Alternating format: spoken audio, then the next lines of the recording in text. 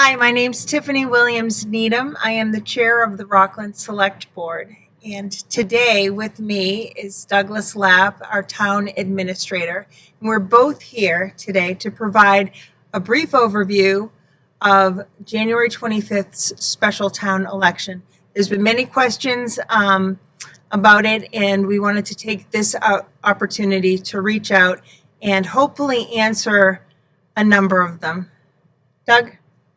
Thank you for joining me today. And can you please give us an overview of what are on the two ballots on January 25th's election? Sure. Thanks for having me, Tiffany. I appreciate this opportunity to answer questions that are out there in the community.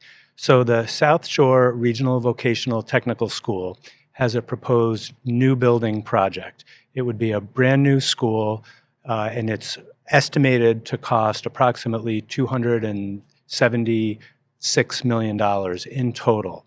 After state MSBA reimbursement, after state grant assistance, it's approximately $165 million net amongst all the 8 or 9 towns that are in that district. So the South Shore Tech School Committee has called a special election, and that's a regional election amongst all 8 or 9 towns in the district to vote on whether to approve the project or not. And part of why I keep saying 8 or 9 towns is because there's a new town that's joining Marshfield, and so I'm still kind of catching up when I reference the number of communities. So there will be a regional election on January 25th, and what that means is the election will be held in each of the member towns, and the election will be run by each town clerk in each community. But in the aggregate, that's considered a regional election. And it's a simple majority wins. There's no weighted votes based on if a town has more or less students compared to other communities. It's just the total number of votes among all the communities get tallied up, and a simple majority can approve the project or not. So that's one question. That's the question that the South Shore Tech School Committee has put on their regional election ballot. Now, there's a second ballot question in Rockland that the Select Board is putting before voters, which is only for the town of Rockland, so that's just for Rockland voters. This question won't be presented to the other communities. And that's a yes or no question on if Rockland voters want to raise taxes through a Proposition 2.5 debt exclusion to pay for Rockland's share of this school building project should it pass at this regional election. So again, there's 2 different questions, 2 different paper ballots. One is the South Shore Tech question, do you want to build a new school or not? And that has nothing related to finance in it. And then a second question for Rockland voters only is, do you want to approve a Proposition 2.5 debt exclusion to raise taxes for Rockland's share? And just as a quick aside, when we say Proposition 2.5 debt exclusion, I know it's a lot of jargon, we're generally restricted under state law to only be able to raise taxes by 2.5% per year unless we get voter approval. So that's what the Proposition 2.5 references.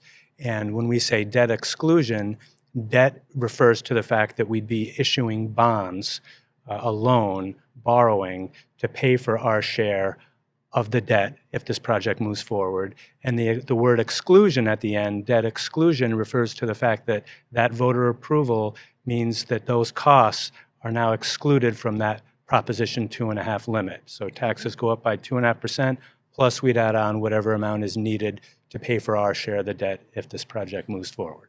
Okay, thank you. So 2 things off the bat. First of all, people are going to come into the polls and, probably a little different than I anticipated. There's 2 ballots, the first for the regional vote, the second for the actual debt override, which basically is how the town would go about funding this should the regional vote pass. Exactly. So it's a little bit different from what voters are normally used to, Right. because this is technically 2 different special elections that are happening at the same time and place. So the voters are just going to go to one polling place, their normal polling location, which could be the Eston School or the middle school, depending on where they live. And just as you said, they'll get 2 separate paper ballots. They'll get both ballots as soon as they check in. They just check in once, they get 2 ballots. the two different questions, and then when they're done checking yes or no on each of those ballots, when they go to check out, they will personally take both of those ballots and put them in the same tabulator machine, so each of them will get separately counted all within the same machine. So it's technically two different elections, but to be efficient and to be more clear, it's all happening at the same time and place because it's for the same purpose. Sure. And can you explain how much would it cost each household? How is that calculated? Sure. So again, there's a lot of assumptions and projections that have to be made, and you'll see some different numbers that we might put out compared to South Shore Tech, and that's the only differences are because of different assumptions about what might happen in the future. So currently, Rockland is approximately 21% of student enrollment. So currently, if this were to pass today and all the debt would be issued today, we'd be responsible for about 21% of that overall debt. That equates to about $35 million, again, net of all the different state aid that the project hopes to gain. So for an average single-family valued home in Rockland, which is currently a little over $517,000, so for a house valued at that amount, that tax increase, should a debt exclusion pass, would cost about $300 per year. So if someone's house is valued at more than $517,000, that annual tax increase will be more than $300. If their house is valued less than that, it would be proportionally less than that $300 impact. Sure. It equates to, actually, I think I know what your next question might be, that equates to approximately 59 cents per $1,000 value in your home. Okay. So that's another way to look at it. And again, that's only if the debt exclusion passes in Rockland. So if the regional school election ballot question passes, so if the project moves forward, but voters don't approve the debt exclusion. Right, that was my next question. That's what would happen if, sure. Exactly what I thought you were going to ask. So Yeah. if the project passes, then each town is responsible for their share of the debt, regardless of whether voters in that town voted to approve a tax increase, a debt exclusion, or not. So if the project passes, but our debt exclusion question does not pass, Right. we're still responsible for us paying our share of the debt. Mm-hmm. And at the kind of the peak of that debt, it could be, again, up to $35 million, which roughly equates to about $2 million per year in debt service that the town has to make. Debt service is just a fancy way of saying the loan payments that the town has to make. So that would be about $2 million a year. Now that cost is not starting on day one immediately after the project is passed. There'll be a couple of years with final design and engineering and permitting. So for a couple of years, the cost won't be very great, but a few years later, maybe around FY29, that's when, the going out to bid, the contractor starts working, the big bills are being paid, and the bonds would have to be issued. That's when that cost would have to be paid. If the debt exclusion failed, we still need to pay our share of the debt toward the regional school district. Right. We would have to figure that out and come up with that some other way. And the only other way to do it, because we can't just snap our fingers and raise $2 million a year any other way, we would have to look at budget reductions across every sector of all of our municipal operations, which would be extremely difficult to come up with reductions of that magnitude that wouldn't severely disrupt public services. Right, because you'd look at the major departments, such as the school or the police or the fire, as being the major elements where, in presently, that would be devastating of note. But so what I've had people question: what if the debt override question does pass, but the actual project does not pass? Then Sure. what happens? That's a great question. So in that instance, if the debt exclusion passes but the project fails, that debt exclusion authorization is just null and void. It's just moot. It just is irrelevant. We would not raise taxes. We wouldn't act on it because there is no related project. So that just essentially goes away.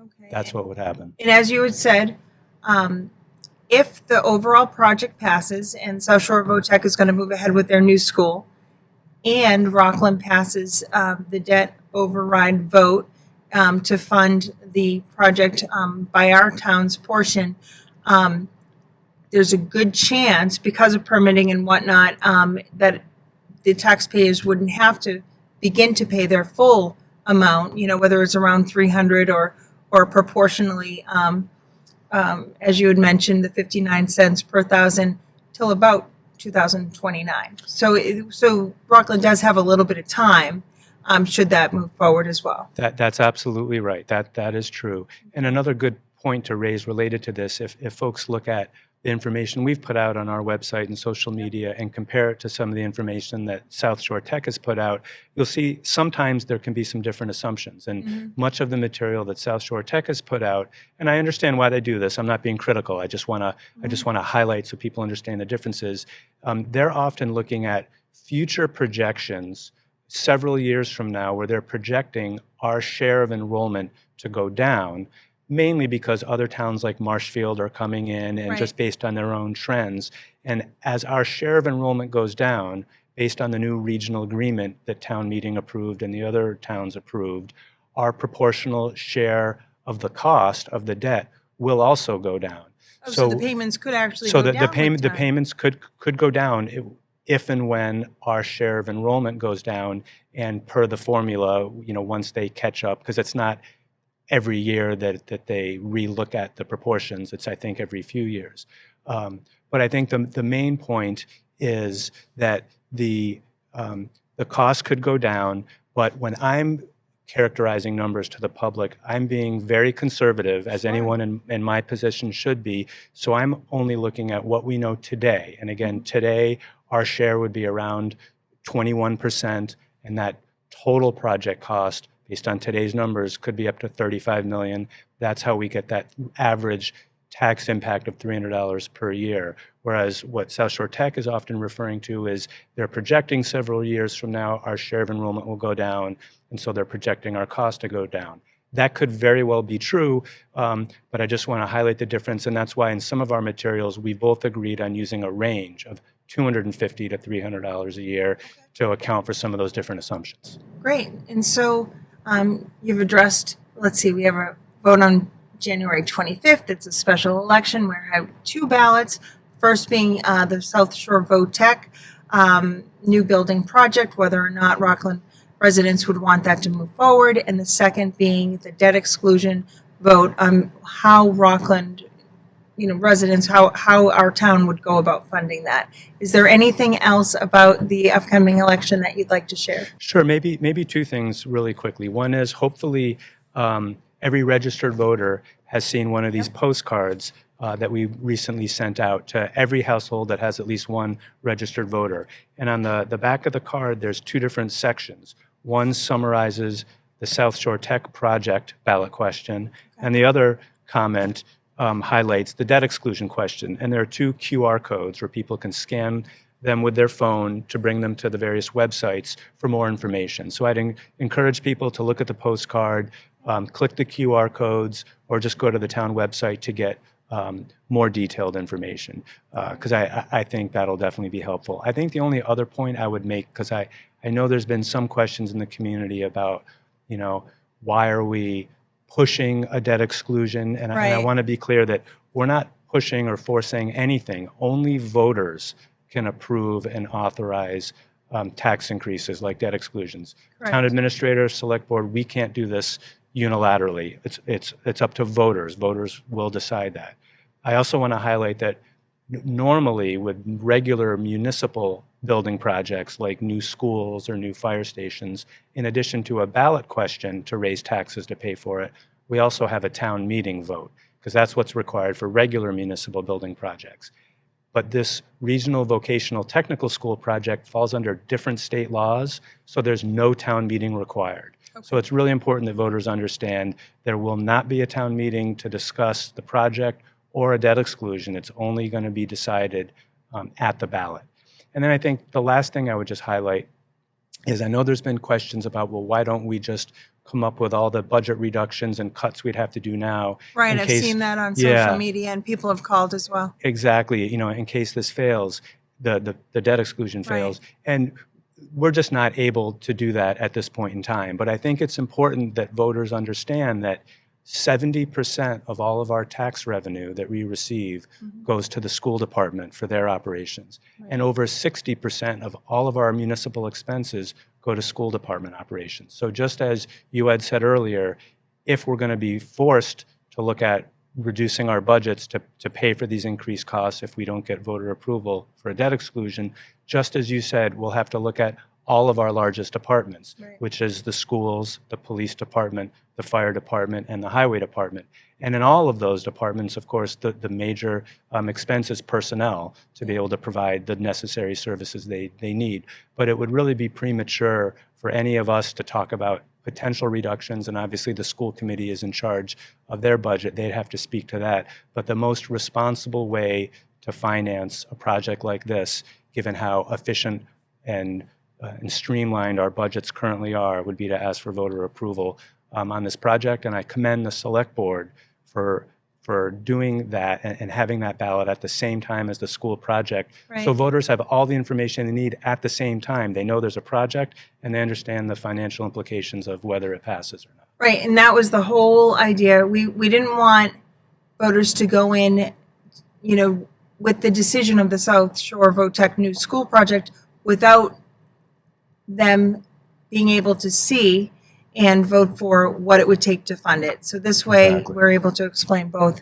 Well, this has been very helpful. Great. And I think the most important thing, first of all, should anybody have any questions, go to the Town of Rockland's website. It's all right there. And at the same time, please remember to vote on January 25th. This is our town, and with that, we need everyone to come out and vote.